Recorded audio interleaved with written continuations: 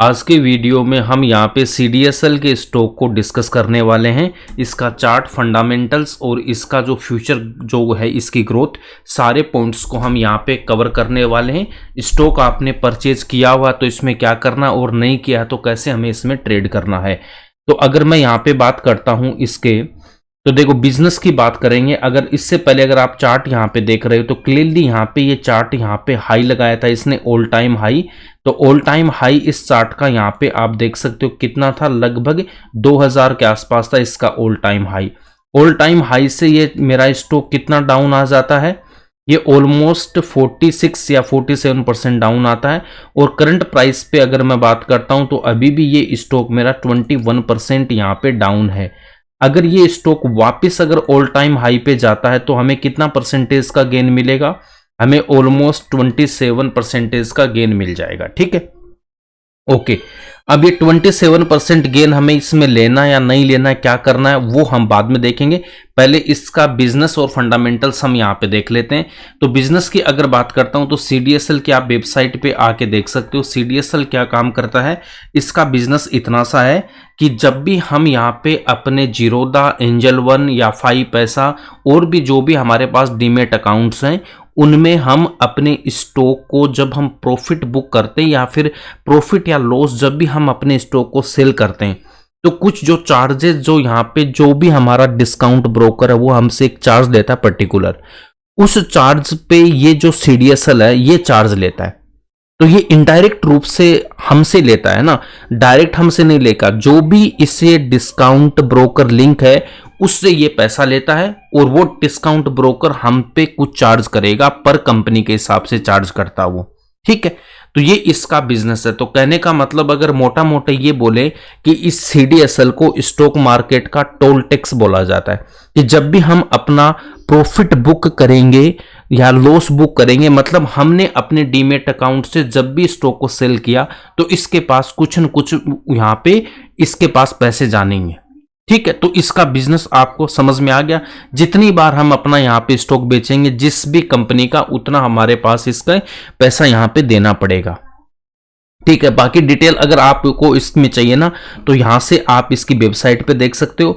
और अगर इसमें स्क्रीनर पे आके ये डॉक्यूमेंट वाले सेक्शन में जाओगे तो PPT यहां पे क्लिक करके देख सकते हो और फाइनेंशियल ईयर को इसको डिटेल में आप स्टडी कर सकते हो। इतना आपको करना पड़ेगा, नहीं तो वीडियो की लेंथ बहुत ज्यादा हो जाएगी। इन शॉर्ट मैंने इसका बिजनेस आपको बता दिया। और जितने भी डिस्काउंट ब्रोकर्स हैं वो CDSL से जुड़े हुए हैं, जो भी नए जुड़ते हैं। जैसे अगर मैं जीरोधा की बात करता हूं, ये भी है, एंजल वन भी जुड़ा हुआ है, 5 पैसा भी जुड़ा हुआ है। तो ये सब जो डिस्काउंट ब्रोकर्स हैं इन्हीं पे हमारे ज्यादा से ज्यादा क्या होते हैं, हम इसमें ट्रेड लेते हैं। तो जब भी हम ट्रेड लेंगे तो इसको प्रॉफिट होना ही होना है। अब अगर इसकी बात कर लेते हैं, करंट प्राइस ये कितना है, 1567 है। यहाँ पे ये देख सकते हो करंट प्राइस है इसका। और हाई इसने कितना मारा था यहाँ पे, लगभग 2000 का। और यहाँ पे 1047 इसका लो था। अब एक बात और बता देता हूं, कभी भी हमें इन स्टॉक्स में, तभी मैं बोलता हूं कि स्टॉक्स को हमें क्या यहाँ पे करना होता है, टॉप पे सेल करना होता है। इधर देखो जहां पे इसने हाई मारा था, इसका हाई था यहाँ पे दिसंबर 24। जब यहाँ पे हाई था, अगर किसी ने इस स्टॉक को यहाँ पे सेल नहीं किया होगा तो आप देख सकते हो वहां से कितना डाउन आ गया था, ये 47% डाउन आ गया था स्टॉक। तो इसलिए कहता हूं कि ऑल टाइम पे हमें अपना प्रॉफिट बुक करना होता है। अब ये बॉटम से कितना रिकवर किया इस स्टॉक ने, देखो बॉटम से रिकवर किया था कितना, 70%। तो हमें यहाँ पे अगेन एक ट्रेड का अच्छा खासा मौका दिया था। इस 70% में अगर मैं यहाँ पे प्रॉफिट बुक किया होता, कहीं पे भी एग्जैक्ट टॉप पे तो नहीं बेच पाते, कहीं पे भी हमने प्रॉफिट बुक किया होता इस रेंज में, तो वो उस पैसे को हम कहीं और स्टॉक में लगाते, तब तक ये डाउन आया, तब तक वहां हमारा 20-30% गेन हो गया होता। और जैसे ही वहां से गेन हो गया, उस प्रॉफिट को हम वहां से बुक करते और अगेन इसमें एंट्री का मौका मिलता। 70% का मोमेंटम आया था। इसमें से मैं बोलता हूं एग्जैक्ट बॉटम और टॉप हमें नहीं पता होता, कोई बात नहीं। अगर इस 70% से अगर मैं 30-40% भी ले पाया तो क्या दिक्कत है भाई, एग्जैक्ट टॉप और बॉटम का नहीं पता होता ना हमें। इस 70% गेन में से अगर आपने मान लो यहां पे कहीं ट्रेड ली होती और उस स्टॉक को यहीं तक बेच देते तो 30-40 40% तो हमें इजीली गेन यहाँ पे मिल जाता। अगर आपने इस रेंज में भी लिया होता इस स्टॉक को, यहाँ पे भी पकड़ा होता, तब भी हमें कितना परसेंट, 40% का गेन मिल जाता। तो मतलब 30-40% हमें इजीली यहाँ पे मिल जाता। इसीलिए कहता हूँ स्टॉक कोई भी कितना ही अच्छा हो, उसको हमें ऑल टाइम पे हमें बेचना ही पड़ता है। यहाँ पे प्रॉफिट बुकिंग आती है और मार्केट में फिर वहां से डाउन आना ही होता है। ये हर स्टॉक के साथ होता है। आप किसी भी स्टॉक को जाके देख लेना एक बार, क्योंकि वहां पे जितने भी ये FIs DIs होते हैं, ये भी ट्रेडर ही हैं, ये भी प्रॉफिट बुक करते हैं ऑल टाइम पे। तो हमें भी बुक करना होता है। लॉन्ग टर्म का ऐसा कुछ भी नहीं होता लेके बैठने का। अगर जो यहां प्रॉफिट बुक नहीं किया, अभी भी वो लॉस में होगा। क्या ये प्राइस अभी भी आया है क्या मेरा? बिल्कुल भी नहीं आया। मतलब यहां तक उस प्राइस में भी नहीं आया ये। अगर कितने टाइम की मैं बात कर रहा हूं, इस टाइम को अगर हम यहां से इंक्लूड कर दें आज की, है ना, तो 237 डेज, ठीक है। तो 240 डेज हो गया। हमारा जो पैसा है वो अभी भी डाउन पड़ा है, सेम प्राइस पे भी नहीं आया है, ठीक है। तो 240 डेज का मतलब आप यहां पे समझ रहे हो क्या? 240 डेज का मतलब हो गया ऑलमोस्ट हमारे पास 8 मंथ। तो 8 मंथ्स में मेरा स्टॉक जो ऑल टाइम हाई लगाया था वो आया ही नहीं, और वहां से ये अभी डाउन है कितना, 20%। तो ऐसे हमें नहीं करना, थोड़ा सा स्मार्ट ट्रेडर हमें बनना है। तो इसीलिए ठीक है, हर वीडियो को ध्यान से सुना करो, और जिसको मैंने होल्ड करने के लिए बोला है लॉन्ग टाइम के लिए, उसको आप उस टाइम तक ही होल्ड करना है। उसमें मैंने दो स्ट्रेटेजी आपको बोला होगा। एक लॉन्ग टर्म वाला जो हमारा 5-10 टाइम्स जो भी पैसा होता है, उस पर्टिकुलर वीडियो में जाके देख लेना। जैसे मैं शुगर का एक यहाँ स्टॉक पे डिस्कस किया था, बजाज शुगर, देन उसके बाद इंडिको 5 पैसा, ये कुछ ऐसे स्टॉक्स हैं, वेक्टर फूड, जिन पे मैंने पर्टिकुलर बोला है। कोई लॉन्ग टर्म वैसे नहीं होता हमारे पास, बट ये है कि हमें पता होता है कि 5-10 टाइम्स हमें इस पे प्रॉफिट बुक करना होता है। ये इस पे व्यू था, ठीक है। कुछ यहाँ पे पॉइंट आ गया इसलिए बता दिया। एक कमेंट आया हुआ था, उसी के चक्कर में मैं यहीं पे वीडियो में बताना अच्छा लगा मुझे, है ना। उतना लिखता उतना नहीं हो पाता ना वहां पे, ठीक है। अब आते हैं, आगे बढ़ते हैं। ये सब के लिए था इंपॉर्टेंट, तो यहां पे हमने डिस्कस यहां पे कर लिया, करेक्ट, ठीक है। अब इसके थोड़े फंडामेंटल्स को देख लेते हैं एक बार। इसका बिजनेस आपको समझ में आ गया क्या? फ्यूचर इसका अच्छा है क्या? बिल्कुल है भाई। नंबर ऑफ अकाउंट होल्डर्स अभी कितने, 23 करोड़ है। उसमें से 15 करोड़ से ज्यादा इसी CDSL के पास है। NSDL के पास भी है, ऐसा नहीं है, लेकिन NSDL से ज्यादा इसके पास है। तो मतलब 23 करोड़ में से 15 करोड़ से ज्यादा अकाउंट इसके पास होना, मतलब ये मार्केट लीडर यहाँ पे। और जितने भी हम यहाँ पे और इंक्रीज होंगे, तो यहाँ पे इसका बिजनेस अच्छा होने वाला, इसमें कोई डाउट नहीं है। उसके बाद हम यहाँ पे इसके थोड़े से फंडामेंटल देख सकते हैं। Q1 वाले की मैं बात करता हूँ, तो जून 25 में अगर जून 24 से कंपेयर कर रहा हूँ, तो ऑलमोस्ट फ्लैट है मेरे सेल्स यहाँ इंक्रीज हुई क्या? बिल्कुल नहीं हुई, है ना। हल्का सा इंक्रीज है, उसको इंक्रीज नहीं, फ्लैट बोल देते हैं। बट प्रॉफिट मेरा यहाँ पे डिक्रीज हो गया, 150 करोड़ से ओनली 130 करोड़ है।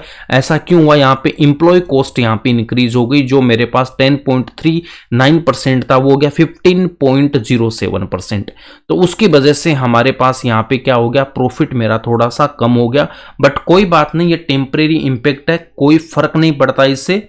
यहाँ पे हमारा सेल्स देखो फ्लैट है, और ओवर द पीरियड जब मार्केट ऊपर जाएगा ना, तब इनका और प्रॉफिट इंक्रीज होगा, रेवेन्यू और ज्यादा इंक्रीज होगा। क्यों होगा? अभी मार्केट डाउन है, अभी हमने जो ट्रेड ले रखी है वो सारी की सारी या तो माइनस में है, या फिर बहुत पहले लिए तो कहीं पे कोई थोड़ा बहुत होगा प्रॉफिट। बट मैं ये मान सकता हूं 90% हमारी ट्रेड अभी क्या माइनस में ही है, कोई दिक्कत नहीं है, ठीक है। और पैसा है तो हम यहाँ पे 10% नीचे जाने पे हमने जो बता रही की स्ट्रेटेजी वैसे हम करेंगे। बाकी अगर जब मार्केट रिकवर करेगा, हम प्रॉफिट बुक यहां पे करेंगे अपने टारगेट आते ही, तो इनको तो पैसा मिलना ही मिलना है, तो इनका तो प्रॉफिट फिर होगा ही होगा। तो जब मार्केट डाउन रहता है तब इनको थोड़ी सी दिक्कत होती है, बाकी जब मार्केट लौट के ऊपर आएगा तो वहां पे इनका रेवेन्यू इंक्रीज हो जाता है।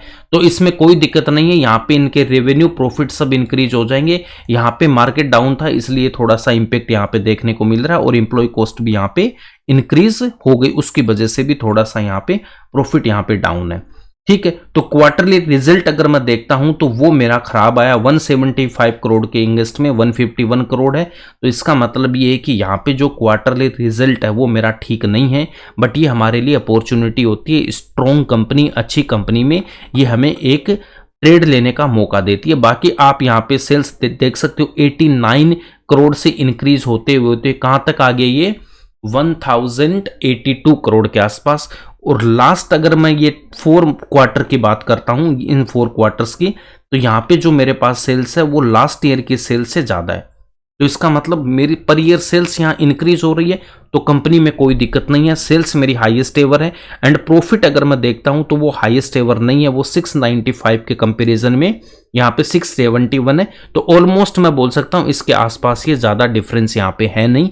तो सेल्स यहाँ पे हाईएस्ट एवर है, प्रॉफिट मेरा सेकंड हाईएस्ट एवर है। इसके बाद आगे चलते हैं हम, और आगे यहां पे देख तो रिजर्व इनके पास में कितना है 15,155 करोड़ है, लगभग 1550 करोड़ है।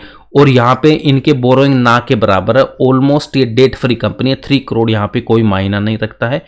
देन उसके बाद फिक्स्ड एसेट यहाँ पे देखो ये भी ऑल टाइम हाई है, रिजर्व ऑल टाइम हाई है, फिक्स्ड एसेट मेरा ऑल टाइम हाई है।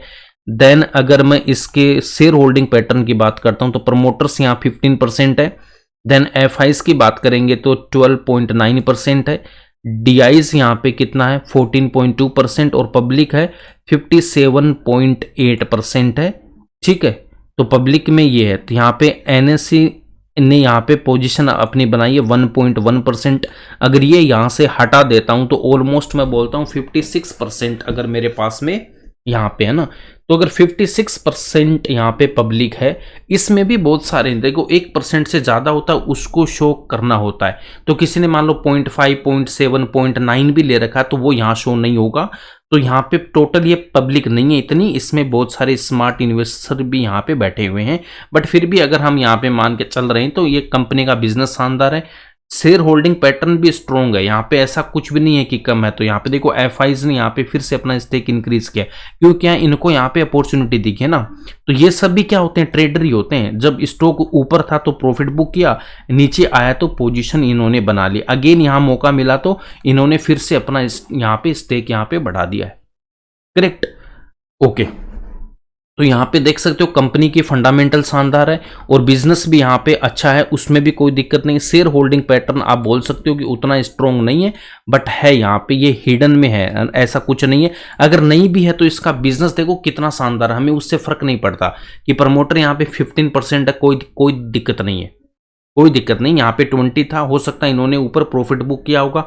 इनकेस अगर आगे कहीं पे ये इंक्रीज करना चाहेंगे तो कर सकते हैं। बाकी एफआईज और डीआईज है इसमें अच्छे खासे, तो इतना दिमाग हमें यहाँ पे लगाना नहीं। बस इसका बिजनेस हमें मॉडल पता है कि जब भी मैं यहाँ पे स्टॉक बेचूंगा तो इसको प्रॉफिट होना ही होना है, और ये तो चलता ही रहेगा। और number of demat accounts increase होंगे पर ईयर के हिसाब से भी या पर क्वार्टर के हिसाब से भी। बाकी डिटेल आपको इन 2 पीपीटी से और यहाँ फाइनेंशियल ईयर से देख सकते हो। तो इसके बिजनेस की बात करते हैं तो इसका बिजनेस शानदार है और बैलेंस शीट भी जबरदस्त है, कोई दिक्कत नहीं है। सेल्स हाईएस्ट एवर है, प्रॉफिट भी सेकंड हाईएस्ट एवर है, कंपनी डेट फ्री है। इससे अच्छा और हमें क्या चाहिए। और चार्ट पे अगर मैं चलता हूं तो अभी ये यहाँ पे इसमें क्या करना, देखो अब हमें क्या करना है। एक तो 27% का गेन है, एक ट्रेड हम यहाँ पे ले सकते हैं लेना चाहे तो, ठीक है। एक ट्रेड ये ले सकते हैं कि अगर यहां से ये ऊपर जाना चाहिए तो, बट रिजल्ट खराब आने के बाद भी अगर ये स्टॉक कल को अगर और नीचे आ जाता है इस रेंज में तो ये हमारे लिए बेस्ट रेंज होगी। अगर ये इधर आता ना वापस तब हमारे लिए बेस्ट और ज्यादा इंक्रीज होगा ये। तो देखो 27 अगर 1 ईयर में भी आ रहा तो क्या दिक्कत है। अगर 1 साल में भी मेरा 27 बन रहा है तो मुझे दिक्कत यहाँ पे नहीं होना चाहिए, अच्छा खासा गेन है। बट जैसे थोड़ा सा नीचे आ जाएगा तो यहाँ से जो परसेंटेज गेन है वो हमारा ऑलमोस्ट 54 या 53% हो जाएगा, ठीक है। तो इसका हम यहाँ पे क्या करेंगे, वेट करेंगे थोड़ा सा। आप ट्रेड लेना चाहो तो ले सकते हो, कोई दिक्कत नहीं है। यहाँ पे ट्रेड लेना चाहो तो यहाँ पे ले सकते हो, अभी कोई प्रॉब्लम नहीं है, ठीक है। 27% अच्छा खासा है, बट कल को अगर नीचे आ जाता हूं वहां पे टेंशन नहीं लेनी है। बिजनेस हमने देख लिया, फ्यूचर इसका सेफ है, कोई प्रॉब्लम यहाँ पे नहीं होगी। और जब स्टॉक और नीचे आएगा ये हमारे लिए और अच्छी अपॉर्चुनिटी होगी, ठीक है। तो इसमें 2 ट्रेडें बनेगी, एक तो यहां से हम ले सकते हैं या फिर आप ऐसा कर सकते हो, मान लो आपको नंबर ऑफ स्टॉक से यहाँ पे 10 लेने तो 5 स्टॉक यहाँ पे ले सकते हो और 5 स्टॉक जब नीचे आए तब ले सकते हो, या फिर थोड़ा सा वेट करोगे और डाउन आने का तब ले सकते हो। बट यहां से ऊपर जाएगा तो फिर वो पोजीशन आपको नहीं मिल पाएगी। तो जितने भी पॉसिबल केस थे वो मैंने बता दिया, बट आपको ट्रेड लेने से पहले अपने हिसाब से देखना है। पूरी रिसर्च के बाद ही आपको इसको ट्रेड लेना है या होल्ड करना है। जो करना वो आपको अपने डिसीजन खुद ही लेने पड़ेंगे, ठीक है। तो जो भी पॉसिबल केस थे वो मैंने बता दिया, और यहाँ पे मुझे लगता है स्टॉक के नीचे एक बार आएगा ही आएगा। क्यों आएगा? अभी एक वीक तक निफ्टी हो सकता है थोड़ा सा डाउन हो रहा है, तो जब यहाँ पे थोड़ा सा प्रेशर रहेगा तो ये स्टॉक भी हो सकता है कल को थोड़ा सा नीचे आ जाए।